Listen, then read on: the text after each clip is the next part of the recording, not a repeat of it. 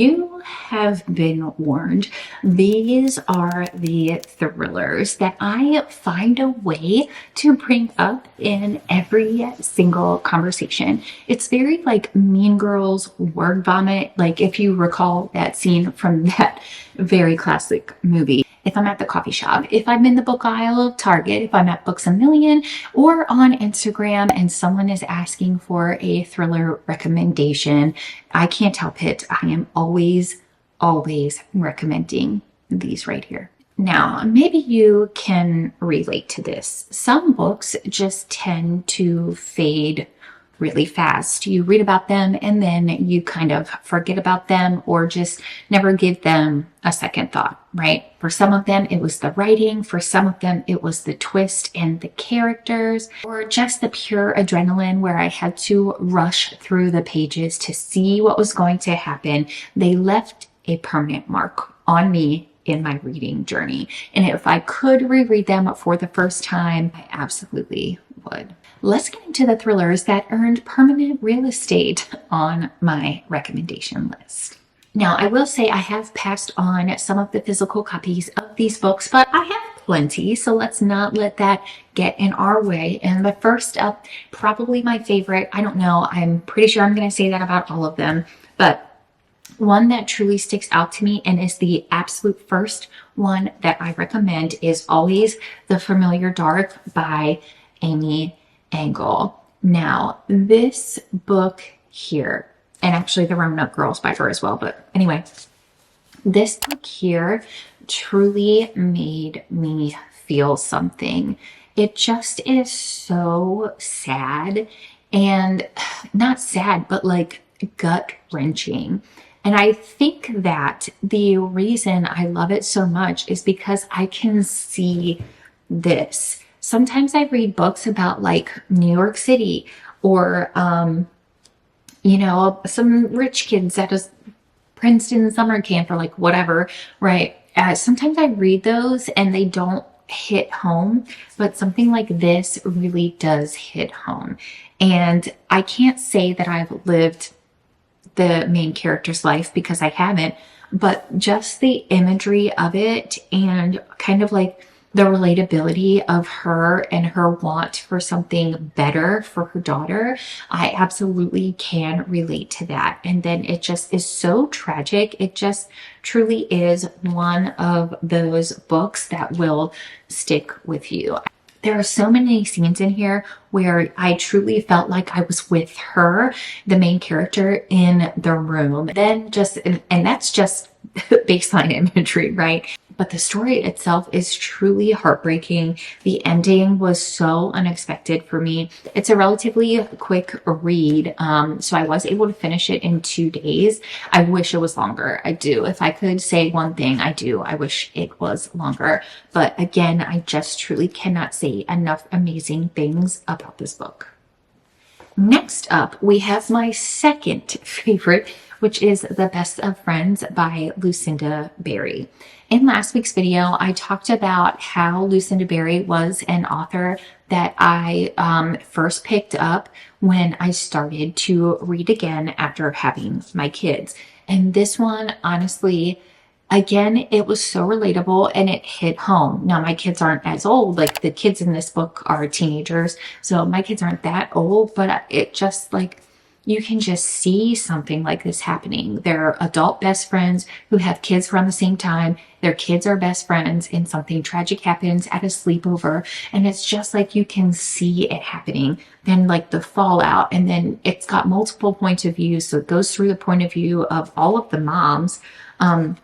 So you can just really get into all of their heads. It's so well thought out. It's so well developed. There are definitely some twists I was not expecting. I also finished this one in probably like 2.5 days if I had to guess. I can't tell you enough how amazing this book is. And then even when you think you know your best friends, when something like this happens, do you truly know them? Because this tells me no about, I don't know. It's just really, really great. And if you've never read this, you should read it. The next one I no longer have a physical copy of, but it is The Last Thing He Told Me by Laura Dave. Sorry, I had to look up the author. I couldn't remember if it was Laura Dave or if it was Carly Fortune. I have Carly Fortune on mine for some reason. So anyway, the last thing he told me is just really like one of those like, what? Like, what on earth is going on? And then when you figure it out, a bunch of things that happen at the beginning start to make sense. So I really liked that about it. I actually read it earlier this year in 2025, shortly after my husband and I had gone on a New Year's trip to Austin, Texas. And then if you haven't read that book there's a major portion of the book that is set in Austin, Texas. So it really, like, the places they were going in the book, I had been on those streets and like stuff like that. So that was really cool. I think that's why I rated it so highly. I don't necessarily think that the story itself is, like earth shattering or like, oh my gosh, this is the craziest thing I've ever read. I don't think that, but I do think that it's a really good story. It's a quick read. There are some twists you don't see coming. The ending is sort of happy, not really, but like there is like a happy element to it. And it just was a really good read. Like if you like thrillers, but you like a lighter thriller, then I would definitely recommend that one versus say like The Familiar Dark, because this is absolutely not a light thriller. This is a very, very heavy one. So that's what I would say for the last thing he told me. Next one, I also don't have physical copy of. I can actually see it in my mind, like sitting on the shelf at my sister's house, and I meant to grab it when I was over there, but I forgot. It is The House in the Pines by Ana Reyes. I have to say, it was totally unexpected. I chose it because, again, I was like reading off of Reese Witherspoon's book club list. It just sounded super interesting to me. Just the way that the description is worded, it's very exciting and it like is very intriguing. I will say, after reading it, it's not like my absolute favorite thriller that I've ever read. There's like a tinge of weirdness to it once you figure it out, but I don't want to spoil. I kind of do want to spoil. I'm going to toss in a little spoiler, so like skip ahead a couple of minutes if you haven't read it and don't want to be spoiled. This is your warning. When I started reading it, the last thing on earth I was expecting to happen was for there to be the hypnosis like plot twist. I truly was not expecting that to be what happened. And then I kind of thought it was going to be like, oh, they were hypnotized, like no big deal. But then when I realized that the male character was hypnotizing like absolutely everything, including the environment and like just absolutely everything, I was shocked. I was not expecting that at all. So I do think there's a lot of surprise elements to it. But I don't know. I found it very fascinating and very interesting. And if you like stories like that, then I would definitely recommend reading it. Again, it was not my favorite by any means, but I do think that it had some unique surprise elements that thriller readers might enjoy. Next up on the list is First Lie Wins. I actually had to go and get the copy off of my table back there and replace it with a Lisa Jewell. But First Lie Wins, I honestly thought I had it all figured out. But then when I got to page 4, I realized that I had no idea what I was in for, and it became a wild ride. So I'll just read you a quick excerpt, the one that truly hooked me in. And it says, amused that any person would have watched another long enough.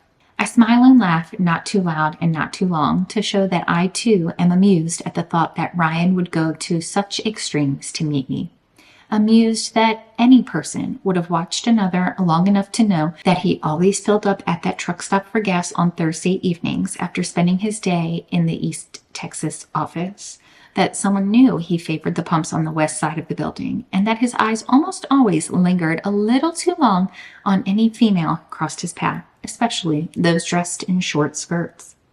And that same someone would pick up on little things like the LSU baseball cap in the back seat or the frat tee showing through his white dress shirt.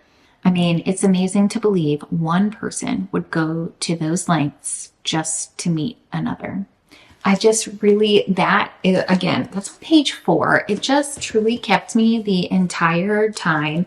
I wasn't expecting any of it. I wasn't expecting. Character development was really great in there. It had a lot of elements. I wasn't honestly expecting a lot of stuff that happened in here to happen. A lot of it really, really surprised me. So that's why I included it in this list. It just was really great. Then the last one that I don't have a physical copy of is A Flicker in the Dark by Stacey Willingham.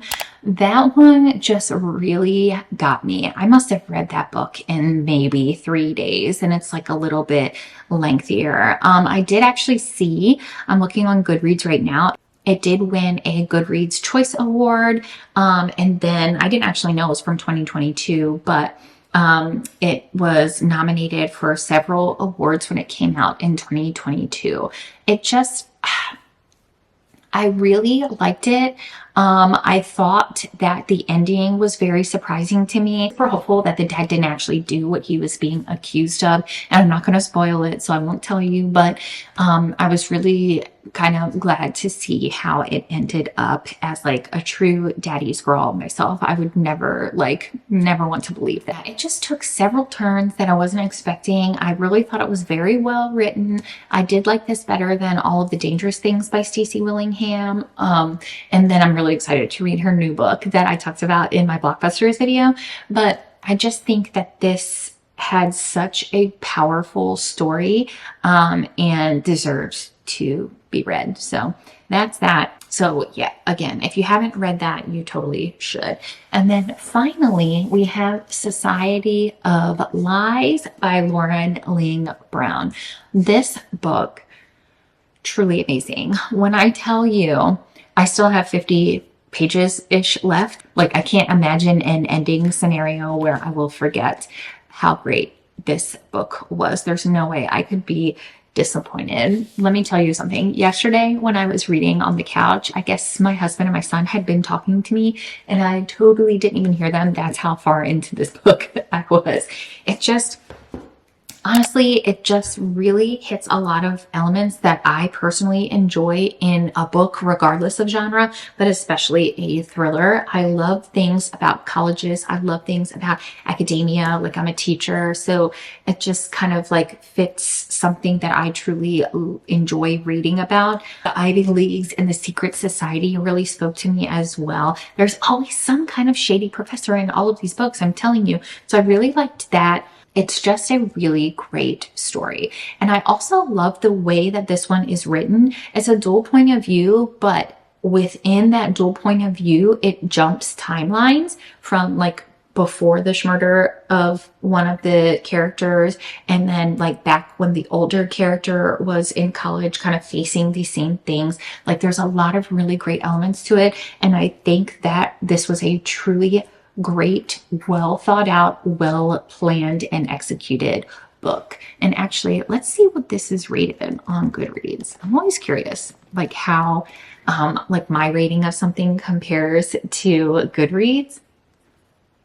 See, it only has a 3.4. I gotta tell you, or 3.54. I gotta tell you guys, I am truly, truly shocked because I absolutely loved this book. Okay, I'm just going to read one-star review. The story started out really strong. I was all in and completely invested in binging the book in one sitting.